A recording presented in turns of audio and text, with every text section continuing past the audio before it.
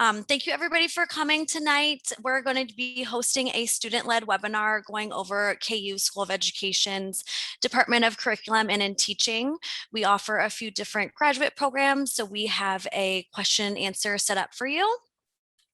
My name is Cassie Barrera. I work as one of the admissions advisors on our curriculum and instruction programs, as well as our educational administration programs and our SPED programs. So my contact information is here. I might have been in touch with a handful of you. If you have any questions regarding any of the programs, I'm more than happy to help you. You can take down my contact information.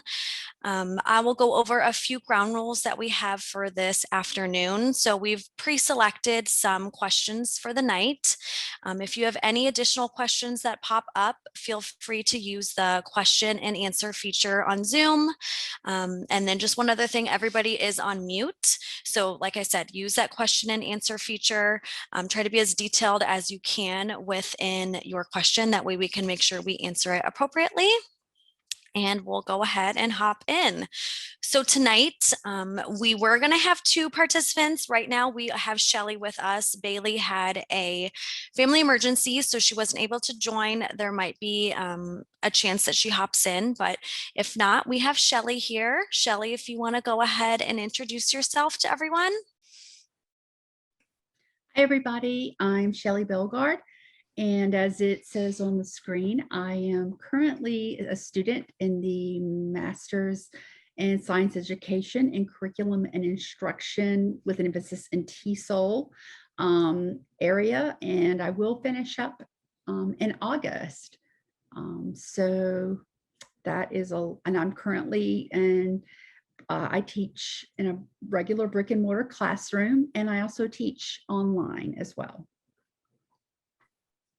Awesome. Thanks so much, Shelly. So we'll just move down.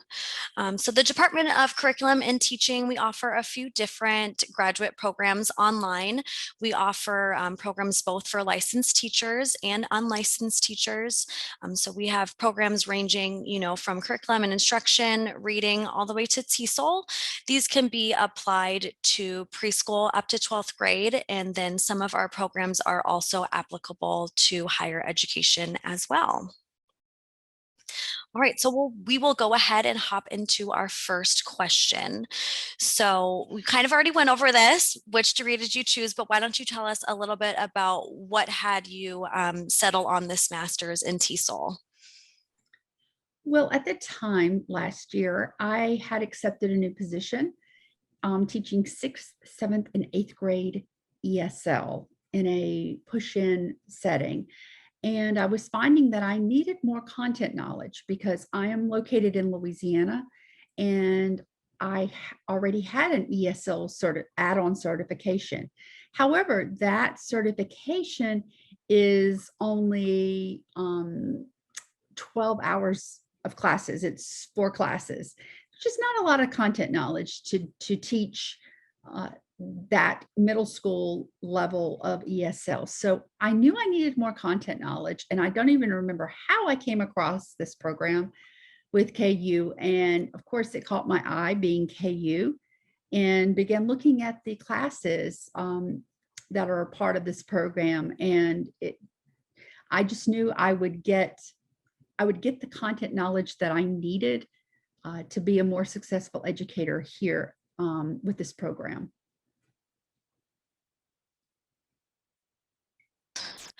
Perfect. So why don't you kind of already touched on, but what made you select KU? I know you kind of wound up finding us, but what made you settle on KU, and why was the, online platform so interesting or good for your schedule?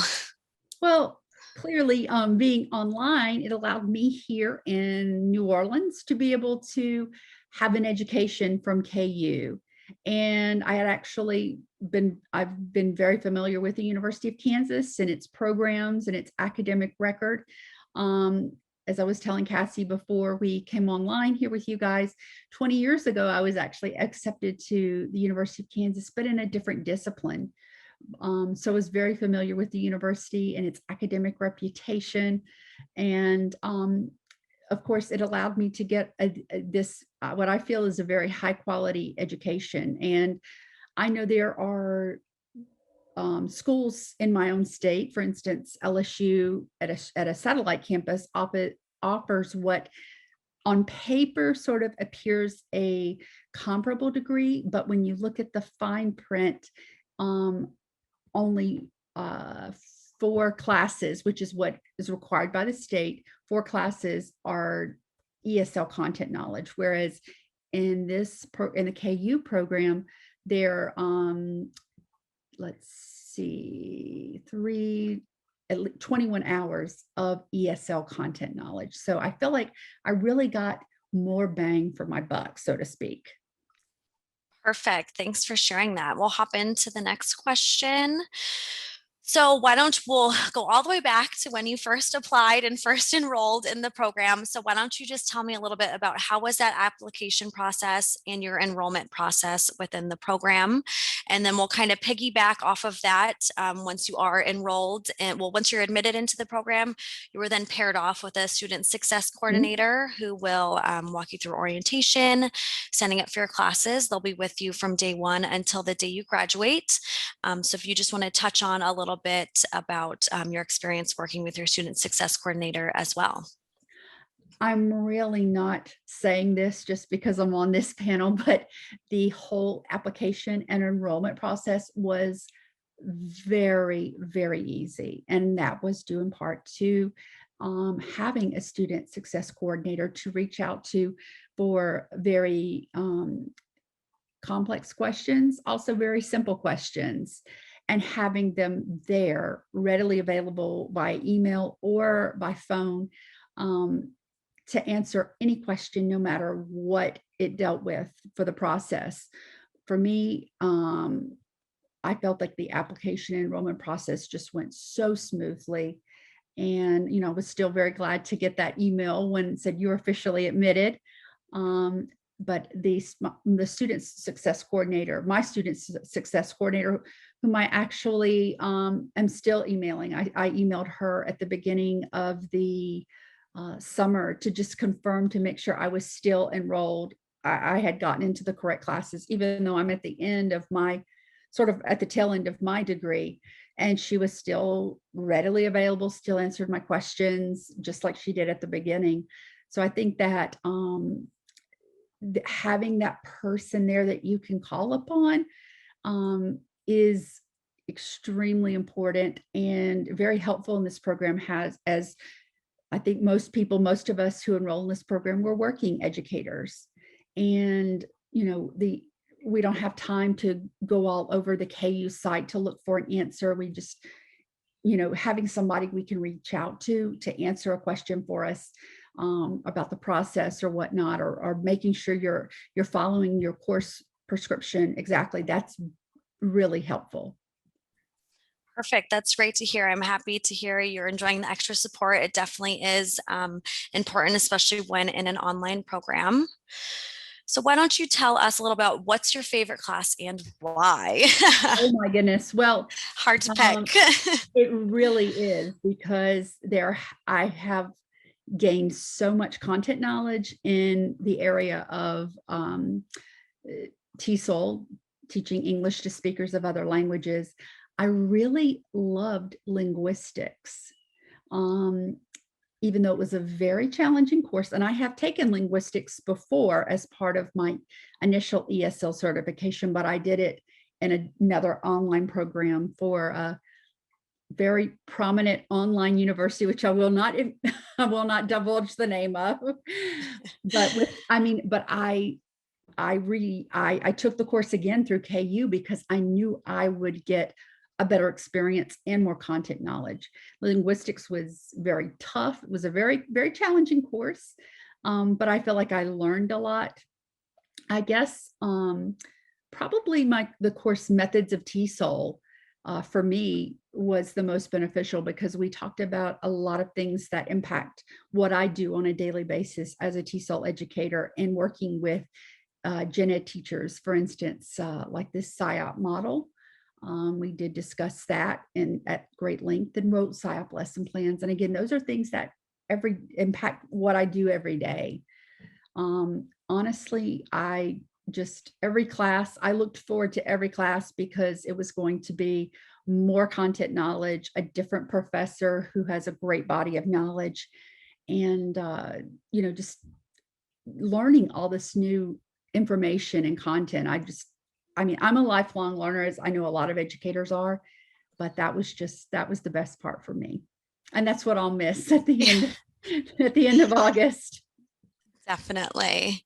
All right, let's see what we have next. So, you kind of just touched on this. I think a lot of our courses definitely are, hands-on learning that you can apply to your own classroom.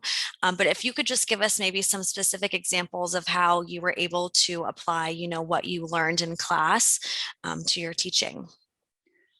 Well, um, there's a class, I think when it was in the spring, it was just this spring. It was on paper, it looks like a very generic multicultural education class, which again, I had taken that before through another online university program, but I knew through the University of Kansas it was going to be a different course. And indeed it was. There was so much more beyond what I had previously learned. With when you talk about multicultural education, you get a lot of what is called like the pinata curriculum. Let's celebrate everybody's holidays, la, la, la, that kind of thing. But no, in the University of Kansas, the class here at KU, we went much deeper, and I got a much deeper understanding of multicultural education, talking a lot about a lot of different topics, which um, with a lot of students, it becomes very uncomfortable when you start talking about diversity, real diversity, and privilege, and things like that, and how they involve themselves in your classroom. But I found it extremely beneficial. And again, I was taking in the first part of the spring the course Assessment in TESOL. And in February, in the state of Louisiana, we give our English language proficiency exams in February. Well, it happens that in that particular class, Assessment in TESOL, we were writing our own um, English proficiency test.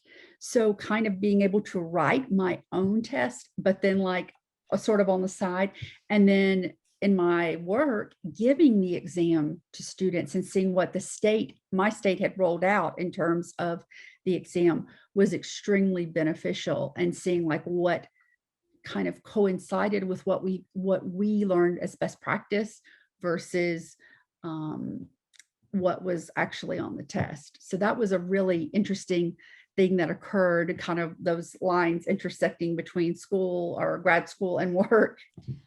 Yeah, that's very nice. It sounds like such a unique experience. That's so cool that you were able to do those, kind of side by side with each other. So this is a huge question that I get on the phones with prospective students. So if you could just tell us a little bit about how you interact with your classmates, with the program being online, what are those interactions like?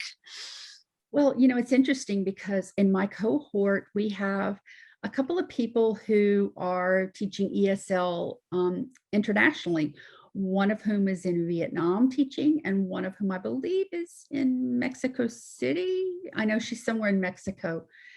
But, week after week, when we communicate with each other via the discussion boards for classes, it kind of does feel like you get to know people, and you've had classes with them, so you know their background. And for instance, I know last week on one of the discussion boards, I'm currently in the methods of research class, and I responded to one of my colleagues who I've had, I think, almost every class with. I know you're an elementary educator, and et cetera, et cetera, et cetera. What was your take on this? So you know people, you know their backgrounds. I believe the colleague in question is actually in Kansas. Um, what was your take on it? So you get to know people, their backgrounds and kind of their viewpoints. And that's I know I've had one person in the cohort say something about, me being here in the greater New Orleans area. And that's sort of a different uh, a different viewpoint than a lot of other people in other areas being in this sort of urban environment. Um, so you do, if you get to know people, it feels strange to say, but that you know them through the computer, but you kind of do, and we're all sort of in the same boat together, doing these assignments day in and day out.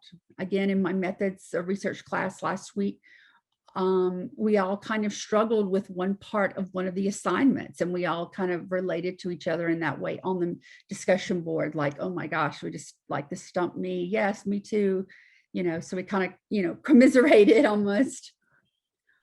And how did I stay organized? Did I jump over you there, Cassie? No Sorry. worries. I love your flow. Go right ahead. Yeah, you can jump right in. How did you How I stay stay organized throughout organized. the program?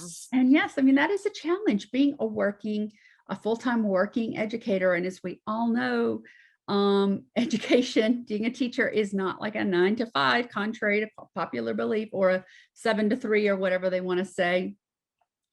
The great thing about this program is, number one, your professors will work with you. If you write to them and say, look, I was sick this week or whatever, the first week of this course, for my methods course, I mean, I get chronic migraines, and I was like 3 days out with the same migraine. And I emailed my professor, and she said, you know what? I also get migraines. It's okay. Thank you for letting me know. But, all the professors have been very, very understanding, and they understand we're working educators in most cases, and they will work with you on that. So that has been that. First of all, that's a given. So that's great. Also, you do need to have a kind of a plan. And what I always did was I sort of laid out my week, and you look at your module for the week, and okay, I'm going to do this on Monday. I'm going to do this. I'm going to do the readings on Monday. Or, if you have multiple chapters, I mean, there have been classes where there are more readings than others. I'm going to do chapter 2 and 3 on Monday.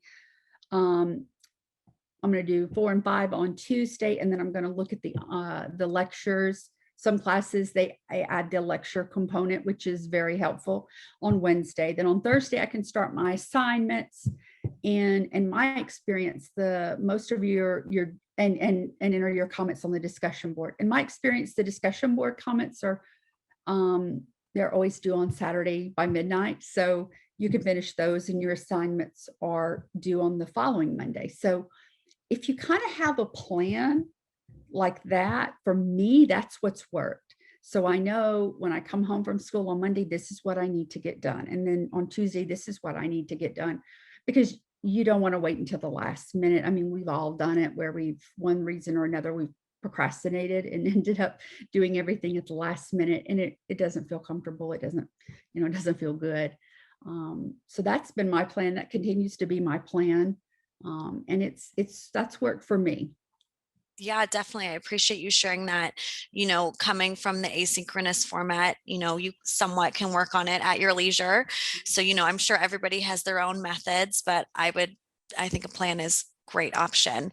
So I know we had just touched on this when you mentioned the professors, kind of already spoke about what the professors like, but if you wanted to elaborate, any more on how your interactions are with the professors, now would be a great time. All of my interactions with the professors have been so positive and helpful. My only regret, and I guess it's not really regret, is that I didn't get to interact with them face to face.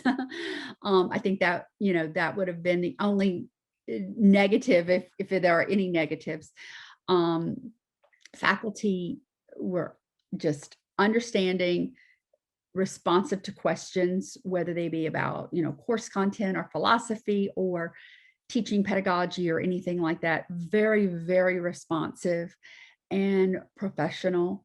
And I mean, I can't say enough about this program and the professors, the content. I feel like it's it's really top notch. Even, for example, in this late spring, they had an informational session about the capstone project, which is the last thing you do before you graduate. And I wasn't quite there yet, but I went ahead and went to the webinar. So I got that information that I'm going to need for my next course, which is the last course I'll take, the capstone project. So even that, getting that prepare, that being able to be prepared in time for that was very, very helpful, and kind of getting that in my mind, like what I'm going to need to put that together. And as I said before, the professors, very, very professional. Um, and they, for lack of a better word, they know their stuff. You don't, ever feel like, well, gosh, it seems like they've never been in a classroom. And as an educator, I know we've all had that experience where we're sitting in a professional development and we're going, yeah, they probably haven't been in a classroom in like 20 years. No, no, no.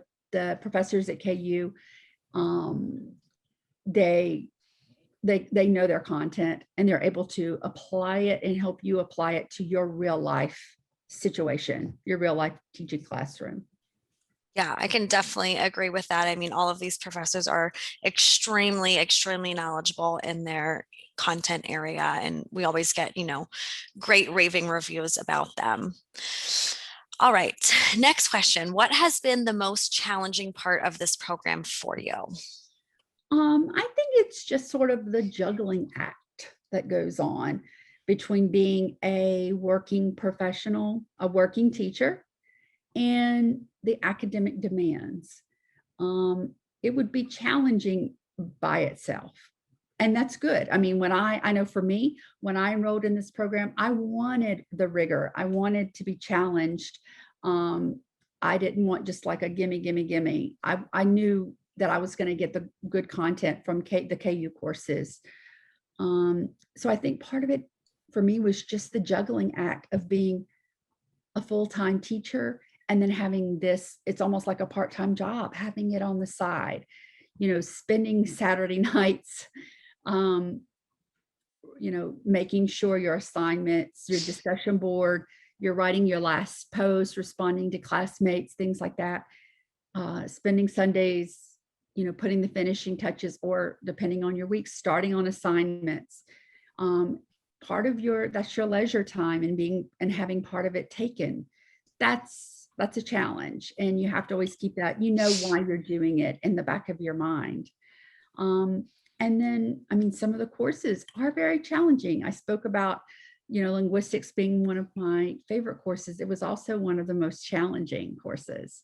And the course I'm in currently now, methods of research, which is interesting because I took this course in my first master's degree over 10 years ago, and it was nothing like the one I'm taking at KU. And I mean, it's good. The one at KU is more streamlined and more specific in terms of methods of research in education and psychology. But it's been very challenging. Cannot sugarcoat that. And again, like last week, as I alluded to with one of the other questions, my people in my cohort were on the discussion board kind of commiserating and going, yes, I couldn't get number 10. My brain kind of unraveled. Okay, glad I'm not the only one. We were able to kind of relate to each other in that way. But I guess for me, the challenges were the benefits far outweighed the challenges. I mean, there were challenges. And again, I think the main one is just sort of, it's like a part-time job without getting Definitely. paid. Yeah, but great investment in yourself. So Absolutely. totally understand that. Yeah. All right. So, what are the network opportunities within the School of Education programs? I know you're just now, going to be finishing up the program, so you'll be officially part of the alumni. Mhm. But what has networking been, just while you've been in the program? Well, you're making those contacts with people really across the country and even in the world. As I spoke of, I have a couple of people in my cohort who are international, one in Vietnam, one in Mexico. And then, of course, the people throughout Kansas. So it's kind of interesting just to almost compare notes. And for me personally, I decided kind of very early on that I didn't really want to like run my department, run my ESL department, for example. I don't want to be an admin. I just don't have that personality. I really just kind of want to work with I teach kindergarten and first grade ESL. I want to work with my little people. I want to do my thing and I want to research and write. So I feel like having contacts um, within my people within my cohort, but also extending to those professors and hopefully being able to kind of um, help me get off on the wrong foot, get on the right foot, not get off on the wrong foot, get on the right foot in terms of maybe getting published in a journal and taking my first crack at, that writing uh, in that sense, academic writing. Definitely. It's great to hear that, you're able to use those networking options. It's also very cool to see the diverse perspectives, which, sounds like you've definitely taken advantage of. We've kind of already touched on this a little bit, but if you had anything else to add about, avoiding burnout while learning online. Yeah, this is a big one because there are times when it really gets tough. And I can remember talking to my father once and saying, gosh, I've got so much work right now and I got to get my KU work done. And he's like, well, why don't you just take a semester off? And I said, no, that's unheard of. I'm not taking a semester off. For me, part of it was being a KU student. I mean, I have such a great love for the University of Kansas. And part of it was like, when I put on my Kansas shirt and thinking like, yeah, I want to be a good KU student. It sounds kind of corny, I know, but I think it is important that you take time away. Just like with us as educators, we need to take time away from our classrooms in order to kind of fill our own cup because we can't, I've always heard that adage about you can't pour from an empty cup, but there is some truth in it. We need to take some time for us, for self-care, for doing things, our hobbies, doing things that we enjoy, spending time with friends, family, etc. I think that's a big key is the balancing act. And again, for me personally, it was that schedule of a little bit every day instead of like the whole thing on Saturday night and you're trying to beat the clock. It's easier said than done. I mean, yeah, sometimes on Saturday night, I'm trying to beat the clock because I haven't done what I'm supposed to do in terms of doing that little bit every day. But I think it's a big key is taking time for yourself. Definitely. Yeah, it's definitely a working balance between school, your work, and Mhm. personal life as well. So Yes. hats off to you guys. This is going to go straight into that same topic. That balancing act of school, work, and life. I get a lot on the phones when talking to potential students about, how much time am I actually going to be spending on my coursework? And, how is this balancing act going to work? So if you have any additional tips that you could, share on this balancing act that you've been doing so well. Well, again, I don't know what everybody's teaching situation looks like. Everybody's teaching situation is different. When I could at my school, I would use my planning time to try to get a little ahead with my work. If I could, I was fortunate enough to get 90 minutes of planning every day, almost every day, like 4 out of 5 days. And I would use like half of my planning time to try to get a reading done or part of an assignment done. Basically, any time I had like extra time, I would try to be doing work. So I was bringing books with me to the doctor's office, sitting, waiting for an appointment, and underlining and highlighting, and that kind of thing. That worked for me. But um, if it requires sometimes, and I've done this too, where if it's kind of my back's against the wall, getting up early I actually also teach online, so I'm up early anyway. So if I had a break during the classes online, 30 minutes, I could get a lot done in that period of time. So I guess it's whenever you can carve out time for yourself and kind of, especially if you also have kids and a family, seeing what you can work out with your partner, in terms of like creating a space for yourself with your work. Yeah, definitely. I think that's also what makes the asynchronous format so appealing. Being able to log in, like you said, on your planning period or, sitting waiting for an appointment is definitely nice, work on your coursework when you have time to. Mhm. All right. What has surprised you most about this online program? Oh, that's such a good question. Uh, I'm not sure if I can say I've been surprised, I guess. Uh, it's just all of the information. I feel like the new content that I've learned. It's just been really, really great, for lack of better words. And my team kind of makes a joke about how, I'm like using big words and whatnot to, and talking about this program. In fact, one colleague always says, "You use such big words." I'm like, no, but how much content knowledge I've gained. And I mean, I would always, every week, it seems like I would send them something new to read. Oh, guess what? I learned this new in my class this week, da, da, da, da, da, and sending it off to them. I don't know if they read it or not, but just being so excited about learning all this new content, kind of having your eyes opened in a lot of ways. I'm thinking specifically about the multicultural education class that I took in the spring A term. Um, just learning a lot of new content and just going, wow, and processing it and thinking about it in terms of your teaching situation. Um, I guess just so much new content, great content, and just great, for lack of a better word, great stuff I've learned, that's informed my practice and made me in turn be more confident and Mhm. feel more confident in that. Because, as I said earlier, 4 classes to become certified to teach ESL, that's not a lot. That's really not a lot to do a very big job.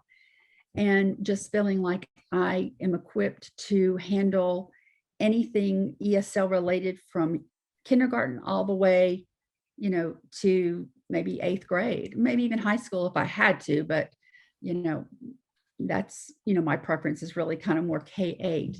But feeling like, yes, I feel equipped to do this. I can handle this. I have the content knowledge to handle it. Definitely. It's very encouraging to hear that, you're able to bring it back and not only bring it back for your own personal, but it's so nice to hear that you share with your colleagues as well. You're like the go-to. Okay. What advice for success would you give to new students entering the program? Like what is the, biggest success piece that you could share?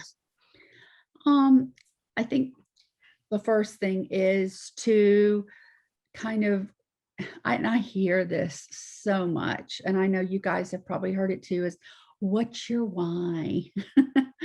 But in this case, I think it's very pertinent. What is your why?